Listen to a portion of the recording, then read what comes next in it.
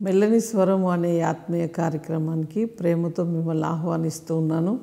దేవుని బిడ్డలారా, మీరందరూ బాగున్నారా? ఉదయకాలం లేచారా? దేవునితో మాట్లాడుతూ ఉన్నారా? బైబిల్ చదివారా?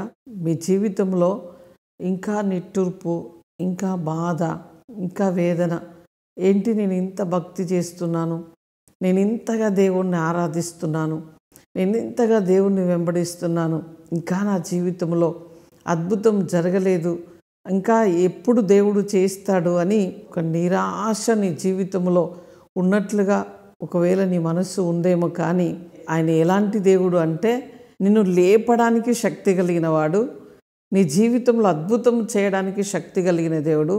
నిరుత్సాహము అనేది నీ జీవితంలోనికి రాకుండా దేవుని పాదాలు పట్టుకొని ప్రతిరోజు ఒక్కొక్క 10 నిమిషాలు ఇంకా ఎక్కువగా దేవునితో గడుపుతూ ఉండు. తప్పకుండా దేవుడు నువ్వేది అడుగుతున్నావో, ఏమైతే ఆశిస్తున్నావో దేవుని సన్నిధిలో అవన్నీ 1000 రెట్లు ప్రభు నీకు ఇవ్వబోతున్నాడు. కనుక ఈరోజు ప్రభు మనతో మాట్లాడనైన వాగ్దానము యెషయా గ్రంథం 40వ అధ్యాయము 31వ వచనాన్ని చదువుకుందాం. యెహోవా కొరకు ఎదురు చూచువారు నూతన బలము పొందుదురు, వారు పక్షిరాజు వలె రెక్కలు చాచి పైకి ఎగురుదురు, అలయక పరిగెత్తెదురు, సొమ్మసిల్లక నడిచెదరు. సొమ్మసిల్లక అలయక నడిచిపోదురు అంటున్నాడు. అంటే మనం సొమ్మసిల్లుతూ ఉన్నాం, అలసిపోతున్నాం, అయ్యో నా జీవితంలో ఎప్పుడు అద్భుతం జరుగుతుంది. అయితే పరిస్థితుల వైపు చూసినప్పుడు, మన బలం వైపు చూసుకున్నప్పుడు, మన బలహీనతల వైపు చూసుకున్నప్పుడు ఇంకెప్పుడు జరుగుతుంది అని అనిపిస్తుంది. కానీ యెహోవా కొరకు ఎదురు చూసే వారికి నూతనమైన బలము వస్తుంది, నూతనమైన అభిషేకము వస్తుంది, నూతనమైన మార్గములు తెరవబడతాయి, నూతనమైన కార్యములు నీ జీవితంలో జరుగుతాయి. కానీ మన వైపు, మన పరిస్థితుల వైపు, ప్రజల వైపు చూసినట్లయితే తప్పకుండా మన నిరీక్షణను కోల్పోతామండి. అందుకనే గురి యొద్దకే పరిగెత్తాలి, ఆ దేవదేవుని వైపే చూడాలి, పరిస్థితులు ఏమైనా కానివ్వండి కదా. పౌలు, తనతో ఉన్న శిష్యులు, తనతో ఉన్న ఖైదీలు అందరూ కూడా ఓడ మునిగిపోతూ ఉన్నది, ఎవ్వరికి నిరీక్షణ లేదు, ఎటువంటి హోపు లేదు, ఎటువంటి ఆధారము లేదు. నది సముద్రములో మునిగిపోయే పరిస్థితిలో కూడా పౌలు ఒక్కడే నిరీక్షణ ఉంచాడండి. ఆయన కొరకు ఎదురు చూశాడు గనక నూతన బలము పొందుకొని ఆయన రక్షింపబడ్డాడు.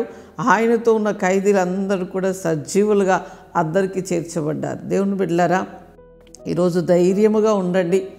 అధైర్యం అనేది మీ దరిదాపుల్లోనికి రానివ్వకండి.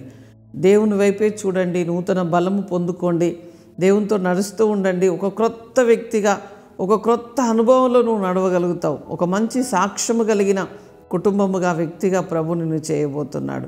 కనుక ధైర్యముగా ఉండండి. వాక్యాన్ని మరలా చదువుతూ ఉండండి, ఇతరులకు షేర్ చేస్తూ ఉండండి, వాక్యాన్ని పంచుకుంటూ ఉండండి, వాగ్దానములు ఎత్తిపట్టి ప్రార్థన చేస్తూ ఉండండి. అద్భుతమైన కార్యములు ప్రభు మన పక్షముగా చేయబోతున్నాడు. ప్రార్థన చేసుకుందాం.